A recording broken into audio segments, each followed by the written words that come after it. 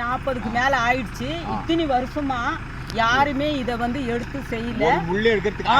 ஆள் இல்லை. ரொம்ப இதுவாக இருந்துச்சு. தண்ணி பிரச்சனை இதெல்லாம் இருந்துச்சு. இப்போ இது மாதிரி ஆழம் தோண்டி இது மாதிரி பண்ணதுனால எங்களுக்கு வந்து சேஃப்டி ஆகும். தண்ணி தேங்கி தண்ணி எங்களுக்கு நல்லா வரத்துக்கு வந்து சேவை செஞ்சுருக்கிறாரு ராஜா அவர்கள். வந்து ரொம்ப நன்றி சொல்கிறோம்.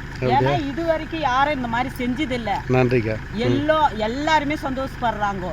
இந்த மாதிரி நீர் தொட்டி மாதிரி அது ஏரியை வந்து தூர்வாரி அது தண்ணி தேங்கினாதான் நம்ம ஊருக்கு வந்து தண்ணி சப்ளை ஆகும்னு அவர் தெரிஞ்சுட்டு எங்கள் மக்களுக்காக ஊர் மக்களுக்காக சேவை செஞ்சுக்கிறாரு. அதுக்காக நாங்கள் நன்றி சொல்கிறோம். மகிழ்ச்சிக்கா. இப்போ முள்ளெல்லாம் இருந்துச்சுல்ல முன்னே இருங்க இங்கே நில்லுங்க, வீடியோ ஒன்றுக்குது.